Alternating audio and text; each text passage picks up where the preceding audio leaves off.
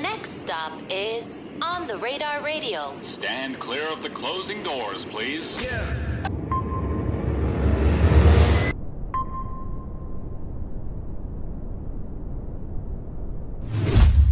Yes, sir, baby. On the Radar Radio. Yo, special guest in the building. Ted Park in the building. My guy, welcome to the show, man. What's up? Nah, thank you so much for having me, bro. It's a blessing, man. You know, we were kind of talking about some of the other Korean artists who've been on the show. Shout out pH-1. Shout out Young Harry. That's yes, out now by the time that y'all seeing this, so go check out Young Harry too.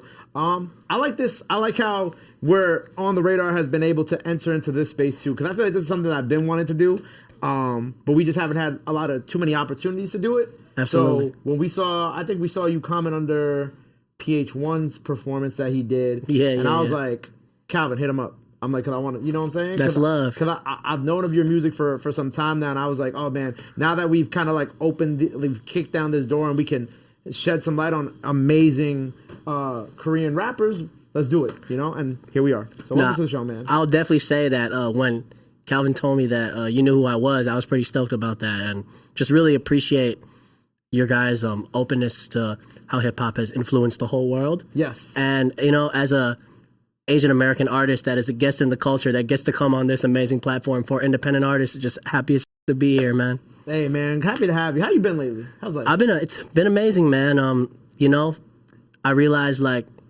not just growing as an artist, but as a adult, a human being as well. And just really starting to expand my vision and just making life changes and stuff. And I feel like it's just making me a happier artist and a happier person. What life changes you been making? Going to the gym. Nice. Cutting soda, fast food a lot. Okay, word. Just not trying to be so caught up in career goals and trying to finesse, like get more fans, clout, whatever. Just take a second to step back and look where I came from and where I'm at now. And just really be grateful for the blessings I have before I keep trying to ascend. I love that. What's your gym routine like right now? You have one? Back and buys. Nice. Shoulder, chest, tries, and reluctantly legs. Any cardio? Walking.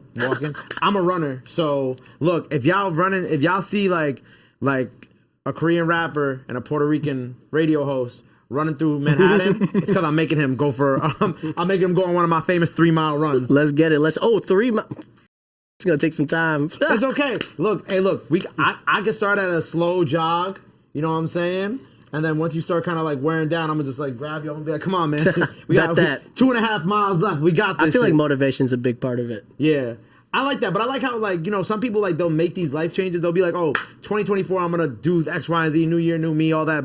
Like you're actually sticking to it, and that's very impressive. One of the best feelings was I actually started this kind of end of last year, September, October.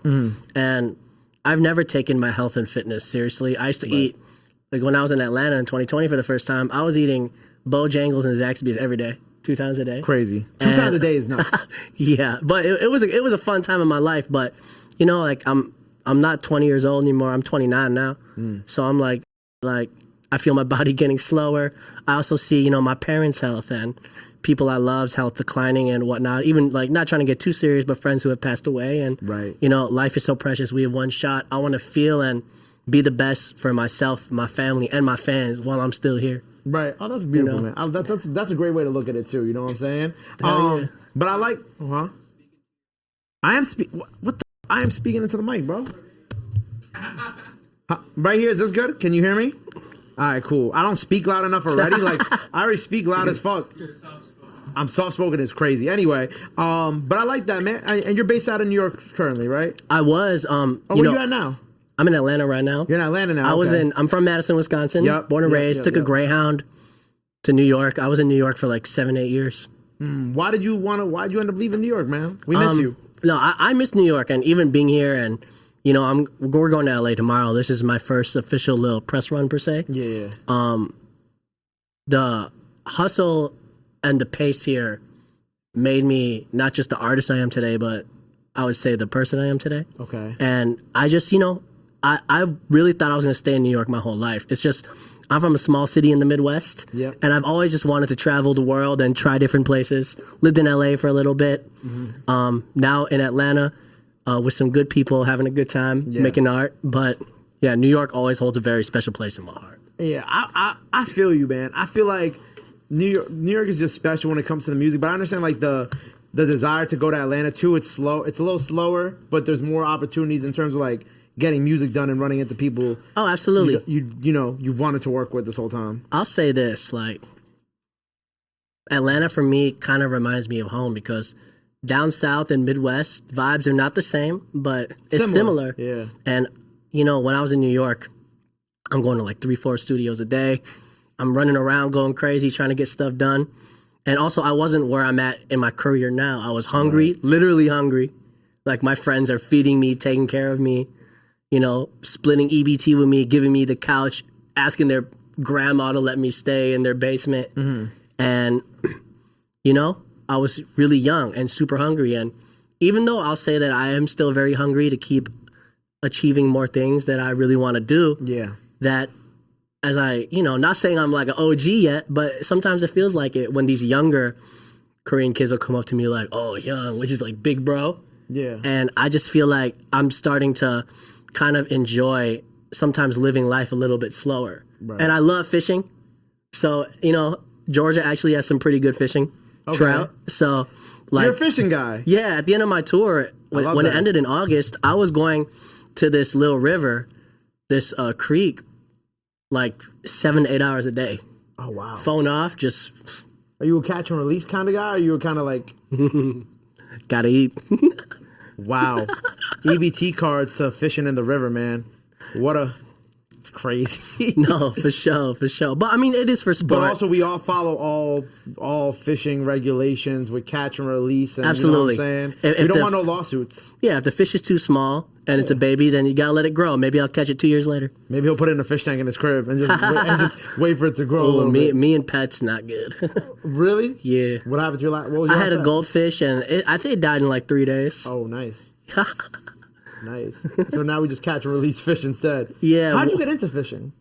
My parents. Oh, your parents? Yeah, my pops was into fishing too. That's how I got into it. Hell yeah. Oh, you're into it as well. I haven't done it in a while. Like I haven't gone fishing with him in like a year maybe. But we get like little boats off of Long Island and we'll go on like fishing. Oh, that's amazing. I heard Long Island has good fishing. I actually great fishing trips, yeah. Some of my big bros, we used to go fishing off of Sheepshead Bay.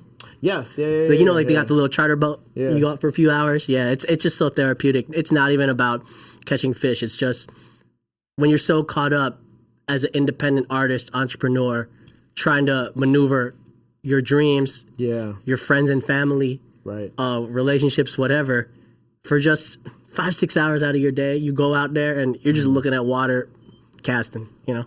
It's a vibe. Yeah, for sure. You put some headphones in, you got some music playing. Hell yeah. It's a therapeutic thing because we live, you know, like you said, like especially being in the music industry, we live such fast lives and we do like too much on a day-to-day basis, way more than we probably should be doing. That like sometimes you just need like something. I wouldn't even call fishing necessary. Well, fishing is kind of boring sometimes, but like sometimes you need like that kind of like slow thing to do to kind of bring you back to center. Yeah, absolutely. I never thought I'd be doing this interview with you and we'd be talking about fishing. Yeah, me neither. But this is amazing. Super. What else do you like to do outside? What else is like your kind of recreational? Like I love like basketball. Okay. Movies. What movie you seen recently? Mean Girls. Really? Yeah. I saw The Book of Clarence. Oh, I didn't see that. Very good. Wow, I'm gonna have to check it out. Yeah, very good. That's the one with Lakeith Stanfield that Jay-Z produced. Oh wow, he's an incredible actor. Yeah. Why did you Mean Girl Shorty? I don't know. Respectfully, Valentine's Day around the corner. We ain't got nobody caught up out here. But with the Atlanta move, right? You're going. So you just been jumping around a lot, though. You just finished up tour, but I saw you had posted, and I wrote this down. So you had the European tour, right? First concert in Europe. Yep. Thank you, Nuremberg, Germany, for special stuff. Now, yes, sir. The reason why I wrote this down is because I feel like whenever I have artists on the show, they always speak about how their first show in Europe as a life-changing experience, right? Was this show in Germany a life-changing experience for you, or was it eye-opening by any means? It was very eye-opening.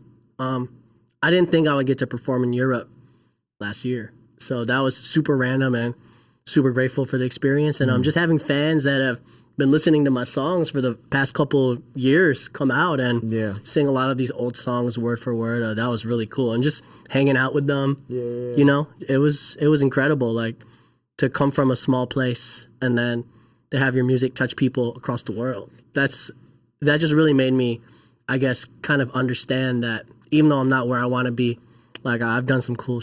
You know, I'm even kind of surprised. Like this was your first show in Europe too. Yeah, I could have sworn you would have had a show over there by now. You know, I've had a lot of talks about international bookings, but I'm not a very pressing person. Yeah.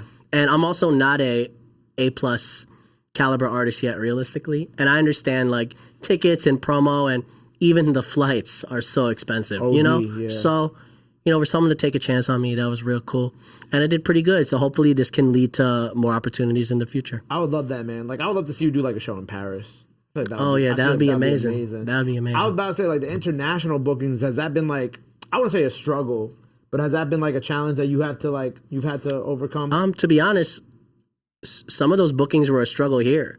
Like a lot of these like, and it's no shade because, you know, I got a lot of peers that are doing amazing things and have bigger numbers than me. So they should rightfully get booked and they make amazing music. Like some of these Korean, Asian American festivals, like I'll get contacted and I'll think we're about to close it. And then they end up getting my friend. And I'm like, okay. So then pretty much I was like, maybe it's not on the scale of what you would think of as a debut headline tour. I was like, let's just do it. Let's see. And honestly, like it was an amazing experience. So that's how my tour happened. It was actually bookings here, not quite falling through how I wanted and just taking the initiative. Right. You know, I like that because I feel like sometimes the independent artists, that could get very discouraging, especially when you see your friends on like those things. But like, I feel like you have that fan base where it's like, wherever you book your show, they're going to come out and support. And like, I'm also a big believer in like, when it's time for things to be, like what's meant to be will be.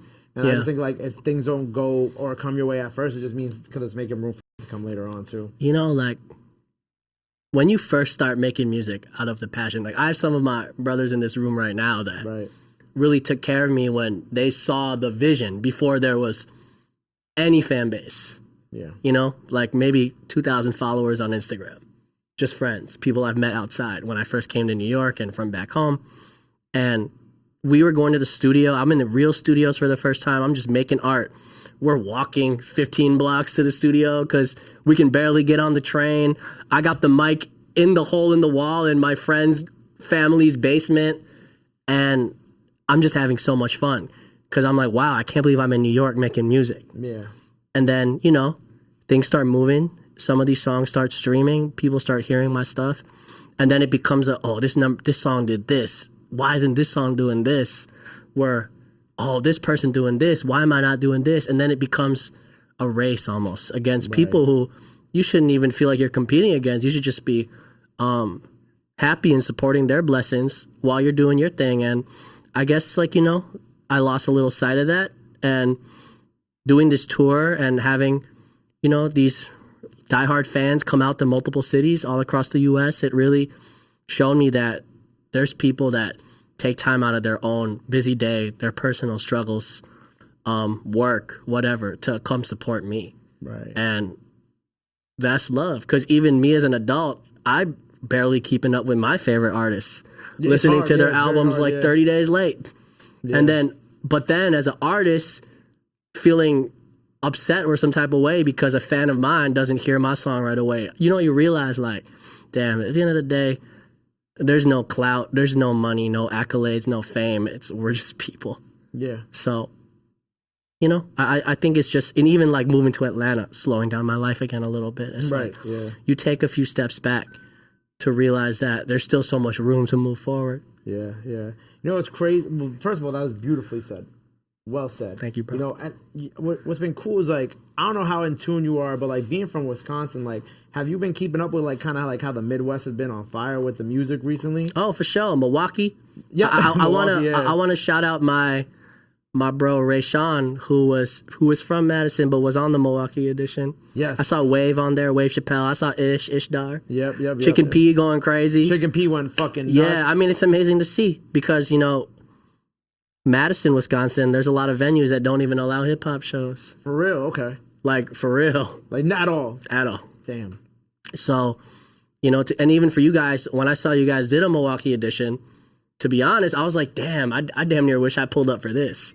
because then I could have finessed a little trip back home too. Yeah. But it's just so dope to see these artists from the Midwest heating up and spitting bars and just seeing their talents go farther than their hometown. Because when you're from the Midwest, sometimes that local fans, it's all you see. And a lot of these people are just people going to other high schools. Yeah.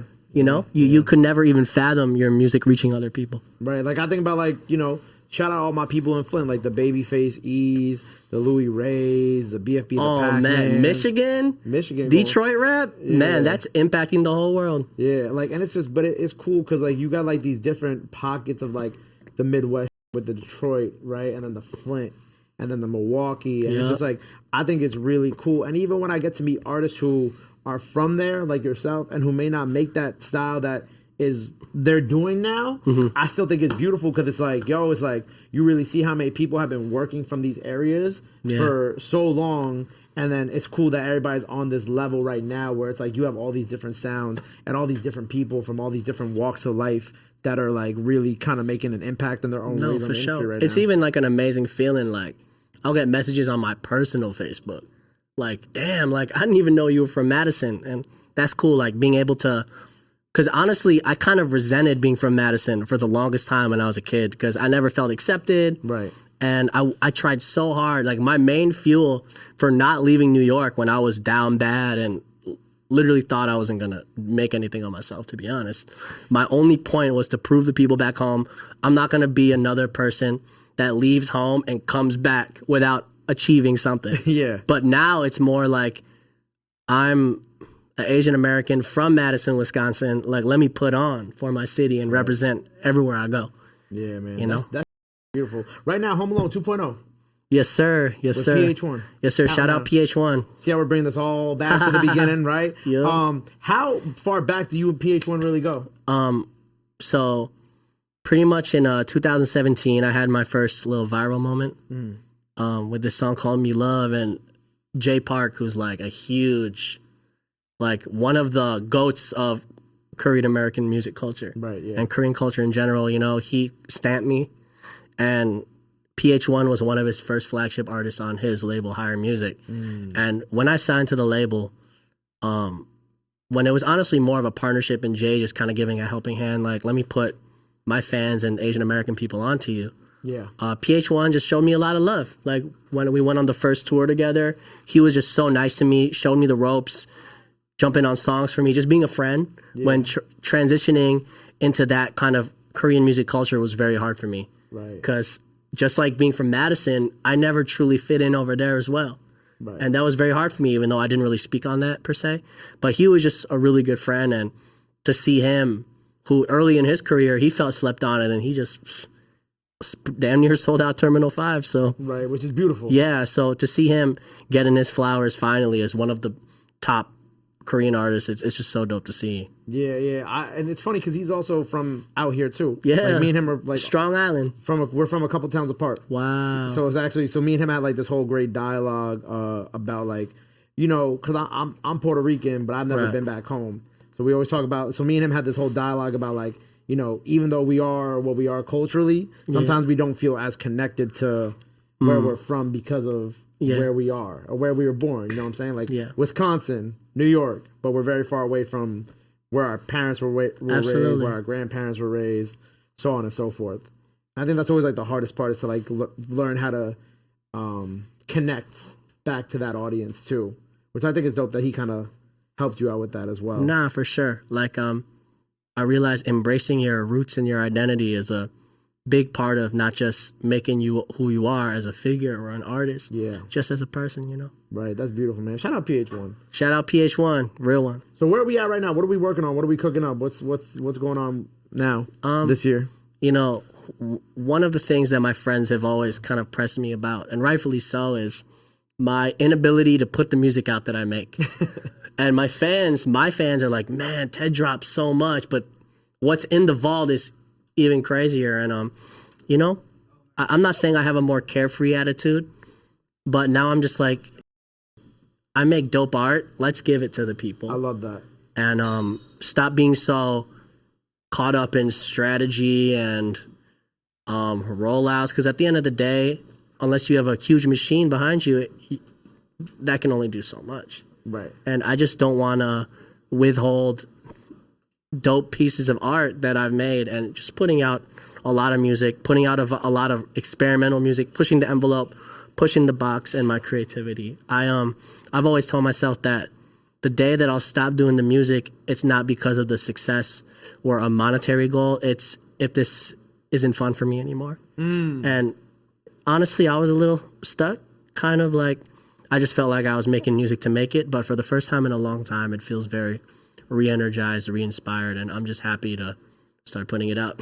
Word, man. So something special coming very soon. Absolutely. Word. And I love how Home Alone 2.0 was a great way to kick it off. Oh, for sure. Seeing a lot of old fans were Day Zero fans re-engage, seeing a lot of new people stream, and you know, I've never saw myself making like alternative pop kind of stuff. Yeah. So to do that with a longtime friend on the track, it was really dope, and I'm happy people are streaming it. Word, man. Well, look, congratulations on everything. By the time people see this, solo freestyle out now. Performance with Parlay Pass also out now. Parlay, Yes, we gonna sir. get you your own solo too. Don't worry, that's coming soon. We gonna figure that out. Shouts to my brother Parlay Shout Pass. out Parlay. Before we get up out of here, let the people know they can follow you at. Anything else you want to let the fans know? Any new projects, all that good stuff. Now's the time to do it. This camera right here. Yep. Go follow me. Insta, Ted Park Boy, BOI. Ted Park, YouTube, Spotify, all that. Shouts to my brother Parlay Pass. Thank you, Gabe, on the radar for having me. And shouts to my brother Saho, Plugged In, and everyone that has helped me get to this point. I'm excited to keep it pushing. Let's get it. There you go, man. Well, look, make sure you go check out the freestyle. Go run up the performance. Go follow him. Go show him some love. Go show him some support. Love is free. Support is free. But y'all already knew that. Tonight's on Ted Park on the radar. We out. Bow. My God. My God. Appreciate you so much, bro. Dope.